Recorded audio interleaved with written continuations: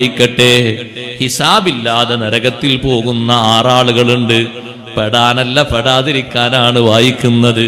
അഷ്റഫുൽ ഖൽഖ് സല്ലല്ലാഹു അലൈഹി വസല്ലമ തങ്ങൾ പറഞ്ഞു, സിത്തത്തുൻ യദ്ഖുലൂനൻ നാറ ബിഗൈരി ഹിസാബ്. വിചാരണയില്ലാതെ നരകത്തിൽ പോകുന്ന 6 ആളുകളുണ്ട്, 6 കൂട്ടം ആളുകളുണ്ട്. ഹതഭാഗ്യരാണ്. വിചാരണക്കൊന്നും നിൽക്കൂല, കിതാബ് നോക്കിയിട്ട് രക്ഷപ്പെടാനുള്ള മാർഗമുണ്ടോന്നും ചോദിക്കൂല. നേരത്തെ തന്നെ പിടിച്ചു കൊണ്ടുപോയി എറിയപ്പെട്ടുപോയി. യുറഫുൽ മുജ്രിമൂന ബിസീമാഹും ഫയൂഖദു ബിന്നവാസി വല്ലഖ്ദാം. കുറ്റവാളികളെ കാണുമ്പോഴേക്ക് തിരിച്ചറിയപ്പെടും. യുറഫുൽ മുജ്രിമൂന ബിസീമാഹും, പ്രത്യേക അടയാളങ്ങളെ കൊണ്ടവരെ തിരിച്ചറിയും. മലക്കുകൾ അവിടെ പിടിച്ചുകൊണ്ട് മൂർദാവും കാലും പിടിച്ചുകൊണ്ടൊരു വളക്കലാണ്. ഒരൊറ്റ വളക്കല് വളച്ചിട്ട് ഒരൊറ്റ ഏറാണ്. യൂഖദു ബിന്നവാസി വല്ലഖ്ദാം. മൂർദാവ് കൂട്ടിപ്പിടിക്കും, കാലിങ്ങോട്ട് വളച്ചു കൂട്ടിപ്പിടിക്കും, എന്നിട്ടൊരേറങ്ങ് എറിയും. നേരെ പോയി നരകത്തില് പാതാളത്തില് വീഴും. ഹിസാബിന്റെ മുമ്പ് പ്രവേശിക്കുന്ന 6 ആളുകൾ ഒരു കൂട്ടം. അൽ ഉമറാഊ, ഭരണകർത്താക്കളാണ്, ഭരണാധികാരികളാണ്. ബിൽ ജൗരി, അക്രമം കാരണം. വിശദീകരിക്കണം വേണ്ടല്ലോ? വേണ്ട, എല്ലാവർക്കും തിരിയുന്നില്ല. ഹദീസ് വായിക്കുമ്പോൾ തന്നെ തിരിയുന്നില്ലേ? ഭരിക്കുന്നതൊരു വാർഡാണെങ്കിലും ശരി, ഭരിക്കുന്നതൊരു വാർഡ്. ഇനി അതിന്റെ താഴോട്ട് എന്തുണ്ടോ? താഴോട്ട് ഇതേ പറഞ്ഞോ, ഗ്രാമമുണ്ടോ? ഇനി ഗ്രാമം കുഗ്രാമായാലും വേണ്ടില്ല, അക്രമം ചെയ്യാൻ പാടില്ല. അത് വിട്ടുവീഴ്ചയില്ലാത്തതാണ്. കാരണം പൊതുവായിട്ടാണ് അക്രമം വരിക. അതിന്റെ ശിക്ഷ ചെറുതല്ല. ഭരണാധികാരികളെ അവർക്ക് അക്രമം ചെയ്യാൻ കൂടുതൽ തോന്നും. കാരണം സ്വാധീനം കൂടുതൽ കയ്യിലുണ്ടല്ലോ, സൗകര്യങ്ങളും കയ്യിലുണ്ടല്ലോ, അതുകൊണ്ട് എളുപ്പമായി തോന്നും. അക്രമത്തിന്റെ കാരണം കൊണ്ട് ഭരിച്ച ആൾക്കാർ മുഴുവൻ നരകത്തിലാന്നല്ല, അക്രമികളായ ഭരണാധികാരികൾ അക്രമത്തിന്റെ കാരണം കൊണ്ട് ഹിസാബില്ലാതെ പിടിച്ചുകൊണ്ടുപോകും. മുസ്ലിം ഭരണാധികാരികളെ കൂട്ടത്തിൽ നന്മകളൊക്കെ ചെയ്തിട്ടുണ്ട് എന്ന് ആൾക്കാർ പറയുന്ന, രക്ഷപ്പെടാനൊക്കെ സാധ്യത ഉണ്ട് എന്നൊക്കെ പറയുന്ന ഒരു ഭരണാധികാരിയാണ് ഹജ്ജാജ് ഇബ്നു യൂസുഫ്. പക്ഷേ രക്ഷപ്പെടാൻ സാധ്യതല്ല എന്നാണ് നല്ലൊരു കൂട്ടം മഹാന്മാരായ പണ്ഡിതന്മാർ പറയുന്നത്. ഹജ്ജാജ് ഇബ്നു യൂസുഫിനെ പറ്റിയാൽ മലിക്കുൽ ലാലിം എന്നാണ് പരിചയപ്പെടുത്താറ്, അക്രമിയായ ഭരണാധികാരി. എത്ര മഹാന്മാരെയാണ് അദ്ദേഹം കൊന്നത്. അബ്ദുല്ലാഹി ഇബ്നു സുബൈർ റളിയല്ലാഹു അൻഹു കഴിമരത്തിലേക്ക് ഏറ്റിയത് ഞാൻ ആ കഥ വിശദീകരിക്കുന്നില്ല. ഹജ്ജാജ് ഇബ്നു യൂസുഫ് അല്ലേ. സയ്യിദ് ഇബ്നു ജുബൈർ റളിയല്ലാഹു അൻഹു പെരടി അറുത്തിട്ടല്ലേ ഹജ്ജാജ് ഇബ്നു യൂസുഫ് കൊന്നു കളഞ്ഞത്. അറവുശാലയിലേക്ക് കൊണ്ടുപോകുമ്പോ ആരാച്ചാറും നിൽക്കുന്ന ഭാഗത്തേക്ക്, കത്തി പിടിച്ച് നിൽക്കുന്ന ഭാഗത്തേക്ക്, ഹജ്ജാജ് ഇബ്നു യൂസുഫ് നിൽക്കുന്ന ഭാഗത്തേക്ക് സയ്യിദ് ഇബ്നു ജുബൈർ റളിയല്ലാഹു അൻഹു കൊണ്ടുവരുമ്പോ സയ്യിദ് ഇബ്നു ജുബൈർ റളിയല്ലാഹു അൻഹു പറഞ്ഞൊരു വാക്കുണ്ട്, അല്ലാഹുവേ, എന്നെ അക്രമത്തിലായിട്ട് ഈ മനുഷ്യൻ കൊലപ്പെടുത്തുകയാണെങ്കിൽ എന്റെ ശേഷം ഒരാളെ ശരീരത്തിലും കത്തിവെക്കാനോ അക്രമം ചെയ്യാനോ ഒരവസരം ഇവന് നീ കൊടുക്കല്ലേ അല്ലാ. മരിക്കുന്നതിന്റെ മുമ്പ് ശരീരം മുഴുവനും വേദനിച്ച് കിടക്കുമ്പോ ഹജ്ജാജ് ഇബ്നു യൂസുഫ് വിളിച്ചു പറയുന്നുണ്ട്, സയ്യിദ് ഇബ്നു ജുബൈർ എന്റെ അടുത്ത് വന്ന് എന്നെ ഭീഷണിപ്പെടുത്തുന്നു, എന്നെ പേടിപ്പെടുത്തുന്നു. അസ്വാബത്തിനി ദഅവതു സയ്യിദ് ഇബ്നു ജുബൈർ. സയ്യിദ് ഇബ്നു ജുബൈറിന്റെ പ്രാർത്ഥന എനിക്ക് പറ്റിപ്പോയി, ഞാനാകെ തളർന്നുപോയി. ആ ഹജ്ജാജ് ഇബ്നു യൂസുഫ് ഹർക്കത്തും പുള്ളിയും ശബ്ദും മദ്ദുട്ടെടുത്തുകൊണ്ടാണ് ഇപ്പൊ നമ്മൾ ഖുർആൻ നോക്കി ഓതുന്നത്. അത് വേറെ വിഷയം. അയാളെ ഭരണകാലത്താണ് ആ ഒരു പുരോഗതി, ആ ഒരു മാറ്റം മുസ്ഹഫിന് വന്നത്.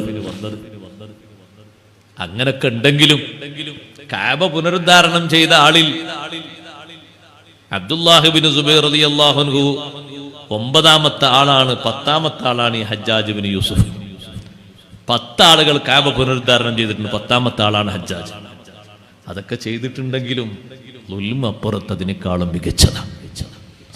അക്രമം കാരണം ഹിസാബില്ലാതെ കൊണ്ടുപോകും. 2ാമത്തെ വിഭാഗം വൽ അറബു, അറബികളാണ്. അറബികൾ എന്ന് പറഞ്ഞാൽ മലഞ്ചെരുവിലും മറ്റുമൊക്കെ താമസിക്കുന്ന ആളുകൾ. ബിൽ അസബിയ്യത്തി, അവർക്ക് അറിവും സംസ്കാരവും കുറവാണ്, ജഹാലത്ത് കൂടുതലാണ്. ഇപ്പോഴും ഉണ്ടങ്ങനെ. പേരിൽ മാത്രം ഒരു ഇസ്ലാമിയത്ത് ഉണ്ടാവും, വേറൊന്നിലും ഉണ്ടാകൂല. അജ്ഞത കാരണം പലതും അവർ ചെയ്യും. അപരിഷ്കൃതരായ ആൾക്കാർ അവരെയും അങ്ങനെ കൊണ്ടുപോകും. മൂന്നാമതായത് വദ്ദഹാഖീൻ, അതേ തലവന്മാര്, വലിയ വലിയ തലവന്മാര്, നേതാക്കള്, പ്രഭുക്കള് കാണാം, അവരെ കൊണ്ടുപോകും. സഹോദരങ്ങളെ, എന്താ കാരണം എന്നറിയോ? ബിത്തകബ്ബുരി, അഹങ്കാരം കാരണം അവരെ കൊണ്ടുപോകും. സുബ്ഹാനല്ലാഹ്, അവര് അഹങ്കാരം കാരണം പല നാട്ടിലും പലതും അവര് ജനങ്ങളിൽ വരുത്തും, പലതും അവർ ഉണ്ടാക്കി തീർക്കും. പോക്കിരിമാര് എന്ന നിലക്കൊരു സ്ഥാനം കൂടി അവർക്കുണ്ട്. അവരാ നാട്ടിലെ നാട്ടുമൂപ്പന്മാരാണ്. അഹങ്കാരം കൊണ്ട് പലതും അവർ ചെയ്യും. നാട് തന്നെ ഒരു പക്ഷേ കുട്ടിച്ചോറാക്കിയിട്ട് അങ്ങോട്ടും ഇങ്ങോട്ടും കത്തിക്കും. കണ്ടില്ലേ നിങ്ങൾ അഹങ്കാരത്തിന്റെ പേരിൽ തലവന്മാര് തമ്മിലടിക്കുന്നത്? മണിപ്പൂരില് രണ്ട് കൂട്ടം, രണ്ട് വിഭാഗത്തിലെ നേതാക്കന്മാരാണ് അത് കത്തിക്കുന്നത്. എത്ര ആളുകളാണ് ഓരോ ദിവസവും മരിച്ചു വീഴുന്നത്? നാട്ടിലെ തലവന്മാര്, മൂപ്പന്മാര്, രണ്ട് വിഭാഗക്കാരല്ലേ കുടുംബക്കാര് പ്രധാനമായും അവിടെയുള്ളത്. അവരെ മൂപ്പന്മാരല്ലേ ഈ പണിക്കൊക്കെ നേതൃത്വം കൊടുക്കുന്നത്. അങ്ങനെ എത്ര വിഭാഗങ്ങളുണ്ട് തമ്മിലടിപ്പിക്കുന്നവർ. സുബ്ഹാനല്ലാഹ്, മുസ്ലിങ്ങളിലും ഉണ്ട്, അല്ലാത്തവരിലും ഉണ്ട്. അഞ്ചാമത്തെ വിഭാഗത്തെ എണ്ണിപ്പറയുന്നത് കച്ചവടക്കാരാണ്. കച്ചവടക്കാരിൽ ഒരു വിഭാഗം ഇങ്ങനെ പോകാൻ കാരണം എന്താണെന്നറിയോ? ബിൽ കദിബി. എന്താ കാരണം? കള്ളം പറഞ്ഞിട്ട്. കള്ളം പറഞ്ഞിട്ട്. ഇന്ന് രാവിലെ ചൈനയിൽ നിന്ന് ഇറക്കിയ സാധനം, ഇന്ന് രാവിലെ ഇറക്കിയിട്ട് ചൈന കൂടിയല്ല. എവിടെ നിറക്കിയത്? ചൈനയിൽ നിറക്കിയത്. ചൈനയിൽ നിന്നുണ്ടെന്നാ? എന്നാ ഒന്നും കന്നേക്ക്. എന്റെ കമ്പനി കോഴിക്കോടാ, ചൈനയൊന്നല്ല. എന്തെല്ലാം പറയുന്നത്, എന്തെല്ലാം കളവ്. ശരി പറയണം. അപ്പൊ ആൾക്കാരെന്താ പറയാ? ശരി പറയണം എന്ന് പറയുമ്പോ ആൾക്കാർ എന്താ പറയാ? അങ്ങനെ ആകുമ്പോ ഉസ്താദേ കച്ചവടം നടക്കൂല. ആര് പറഞ്ഞ കച്ചവടം നടക്കൂല? ശരി പറഞ്ഞ് കച്ചവടം ചെയ്യണം. ശരി മാത്രം പറഞ്ഞു വെക്കണം, സത്യം മാത്രം പറഞ്ഞു വെക്കണം, സത്യസന്ധമായിട്ട് കൊടുക്കണം, വാങ്ങണം. അതിന്റെ പ്രശ്നമല്ലല്ലോ. നിങ്ങൾ കൊണ്ടുപോകണമെങ്കിൽ കൊണ്ടുപോയിക്കോളി, കുഴപ്പമൊന്നുമില്ല. ചെറിയൊരു പഴക്കതിനുണ്ട്. അങ്ങനെ പറഞ്ഞാൽ ആള് വിശ്വസ്തനാണ് എന്ന് മനസ്സിലാക്കുമ്പോൾ ആൾക്കാർ വാങ്ങൂലേ? വാങ്ങേണ്ട ആൾക്കാർ വാങ്ങും. അത് ചതിക്കൂല. ഉള്ള പോലെ പറയുന്ന ആളാണ്. കള്ളം പറഞ്ഞ് വിൽക്കാൻ പാടില്ല. നേര് പറയണം. നല്ല നിലക്ക് സത്യം പറഞ്ഞ് കച്ചവടം ചെയ്യുന്ന ആൾക്ക് എന്ത് വലിയ സീറ്റാണ്. അത്താജിറുൽ അമീനു മഅൻ നബിയ്യീന വസ്സുദ്ദീഖീന വശുഹദാഇ വസ്വാലിഹീൻ. വിശ്വസ്തനായ സത്യസന്ധനായ കച്ചവടക്കാരൻ നബിമാരോടൊപ്പമാണ് സീറ്റ്, സിദ്ദീഖീങ്ങളോടൊപ്പമാണ്, ശുഹദാക്കളോടൊപ്പമാണ്. നല്ല സത്യമായി തന്നെ പറയണം. ഇമാമുൽ ആദം അബൂ ഹനീഫ റളിയല്ലാഹു അൻഹു ജീവിതത്തിന്റെ ഒരു മാർഗം കച്ചവടമായിരുന്നു. പക്ഷേ ശരിയായ നിലക്കുള്ള കച്ചവടം. മഹാനവറുകൾക്ക് കച്ചവടം ചെയ്തിട്ട് കാശുണ്ടാക്കി കൊടുക്കാൻ വേണ്ടി ഒരു തൊഴിലാളിയെ വിളിച്ചു. 70 ജോഡി വസ്ത്രം കൊണ്ടുവന്നു. വസ്ത്രം വിറ്റിട്ട് അതിന് ലാഭം കിട്ടുമല്ലോ. 70 ജോഡി വസ്ത്രം. അബൂ ഹനീഫ റളിയല്ലാഹു അൻഹു വസ്ത്രം ഇങ്ങനെ ഓരോന്നും ഇങ്ങനെ അങ്ങോട്ടും ഇങ്ങോട്ടും ഇങ്ങനെ കുഴച്ചു മറിച്ചു വെച്ചപ്പോ ഒരു ജോഡി വസ്ത്രത്തിന് ചെറിയൊരു പഴക്കം കണ്ടു. അപ്പൊ വിൽക്കുന്ന ആളോട് പറഞ്ഞു, ഇത് പറഞ്ഞു വിൽക്കണം. ഈ ഒറ്റ ജോഡിക്കേ കുഴപ്പമുള്ളൂ, ബാക്കി 69 കുഴപ്പമില്ല, ഇത് പറഞ്ഞു വിൽക്കണം. വാങ്ങുന്ന ആൾ നോക്കൂലേ? നമ്മളൊക്കെ എത്രയും മറിച്ചും തിരിച്ചുവിടല്ലോ ഒന്ന് വാങ്ങാൻ തന്നെ. ചിലപ്പോൾ മറിച്ചും തിരിച്ചിട്ടാൽ ചിലപ്പോൾ ഒന്നും വാങ്ങിയില്ലാന്നും വരും. പറ്റാത്തതുകൊണ്ട് അങ്ങനെ പോവുകയും ചെയ്യും. അപ്പൊ ആൾക്കാർ പറയുന്നത് ഓല പണിയാണ്, ഇത് നമ്മളെ പണിയാന്ന് പറയും. വാങ്ങുന്ന ആൾ നോക്കൂലേ? 70 ജോഡിയും വിറ്റിട്ട് കൊണ്ടുവന്നു കാശേറ്റ്. എത്ര കാശ് ഇറങ്ങക്ക്? 30,000 ദിർഹം. ഇവിടെ പള്ളിയിൽ ഇങ്ങനെ എത്തി ദർശനം നടത്തുമ്പോൾ അബൂ ഹനീഫ റളിയല്ലാഹു അൻഹു ചോദിച്ചു, ആ ഒരു ജോഡിയില്ലേ, ഒന്ന് ചെറിയ ഒരു പഴക്കം തോന്നി, അത് പറഞ്ഞാണോ വിട്ടു വെച്ചു? അത് പറയാൻ വിട്ടുപോയി. എന്നാ 30,000 ദിർഹം നീ കൊണ്ടുപോയിക്കോ. 1 ദിർഹം, 1 ദിർഹം പോലും എനിക്ക് വേണ്ട. ഒറ്റ ദിർഹമും വാങ്ങിയില്ല. നീ ഉദ്ദേശിച്ച കാര്യത്തിന് നീ ചെലവാക്കിക്കോ, ഒന്നും എനിക്ക് വേണ്ട. എന്തേ നീ അത് പറഞ്ഞ് വിൽക്കാതിരുന്നത്? സഹോദരങ്ങളെ, അവിടുത്തെ സിദ്ഖാണത്. നല്ല സത്യസന്ധതയോടെയാകണം ആ ഏർപ്പാട് ചെയ്യുന്നത്. ആറാമത്തെ വിഭാഗം ആരാന്നറിയോ? സുബ്ഹാനല്ലാഹ് വൽ ഉലമാഉ,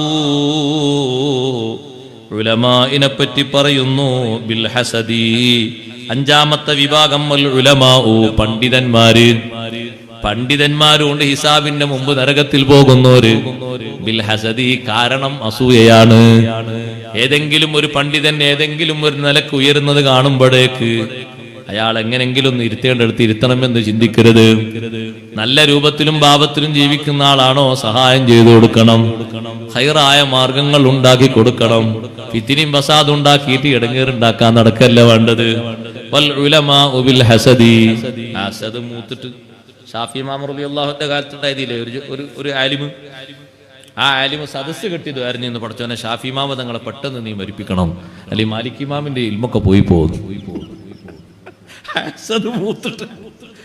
ഹാസദ് മൂത്തിട്ട് എന്തിനെന്നറിയോ? ഷാഫി ഇമാം റളിയല്ലാഹുവിന്റെ വീടിന്റെ മുറ്റത്ത് ഒരു ദിവസം രാവിലെ ആയാൽ 150, 250, 350 ഒക്കെ വാഹനങ്ങൾ ഇങ്ങനെ തടിച്ചുകൂടാണ്. ഇൽമു പഠിക്കാൻ വേണ്ടി വിവിധ നാടുകളിൽ നിന്ന് വരുന്ന പഠിതാക്കളാണ്.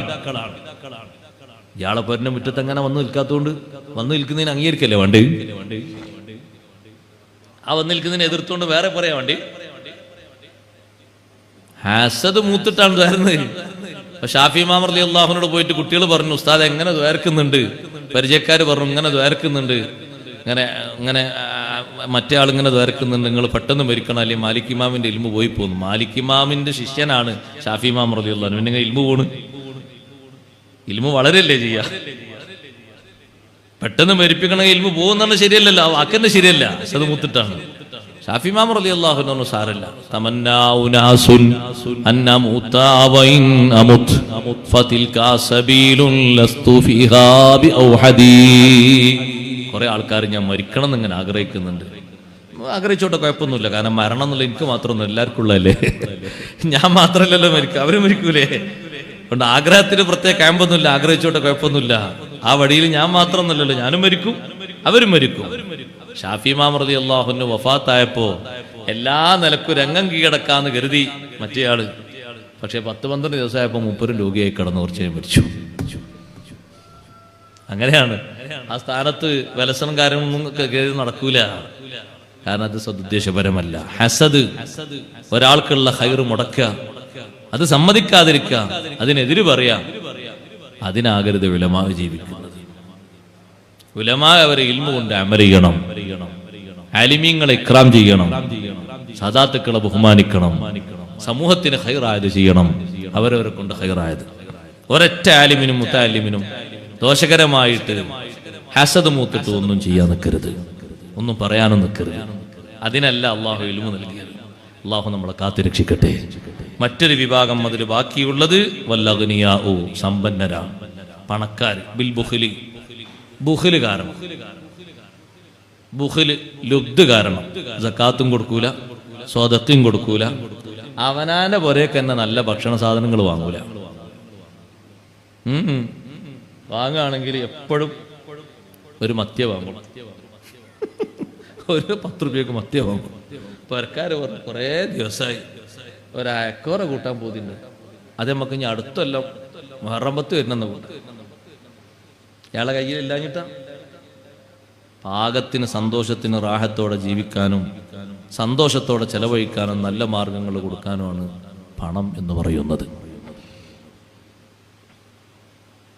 ബുഖ്ല് കാണിക്കരുത്, കൊടുക്കേണ്ട രൂപഭാവങ്ങളിലൊക്കെ കൊടുക്കണം. അവനാന്റെ മക്കൾ ഖൈറായ മാർഗങ്ങളിലേക്ക് പ്രവേശിക്കുമ്പോൾ ബാപ്പാക്കും ഉമ്മാക്കും അതിൽ സന്തോഷം ഉണ്ടാകണമെങ്കിൽ അവരെ വക സന്തോഷത്തോടെ ആ വിഷയത്തിലേക്ക് ഒരു ചെലവ് അവർ ചെയ്യണം. ഖൈറായ മാർഗത്തിൽ, ഷർറിനല്ല, ഖൈറായ മാർഗത്തിൽ. അതിൽ പിശുക്കി വെക്കരുത്. മട്ടത്തിന് ചെലവഴിക്കാനാണ് അള്ളാഹു തന്നത്. നിർബന്ധ ബാധ്യത കൊടുത്താൽ വലിയ പിശുക്കനായി, കൊടുക്കാതിരുന്നാല്, സുന്നത്തായ മേഖലകളിലെ ബാധ്യത തീർക്കാതിരുന്നാലോ അതും പിശുക്ക് തന്നെയാണ്, കൊടുക്കണം. ബുഖ്ല് കാരണമാണ് അഗ്നിയാ, നരകത്തിലേക്ക്, ഹിസാബിന്റെ മുമ്പ് നരകത്തിലേക്ക് കൊണ്ടുപോകുന്നത്. അതും ശ്രദ്ധിക്കേണ്ട കാര്യം തന്നെയാണ്. ഈ 6 ഇനത്തിലും ഒന്നിലും മെമ്പർഷിപ്പ് എടുക്കാതെ സ്വർഗത്തിലേക്ക്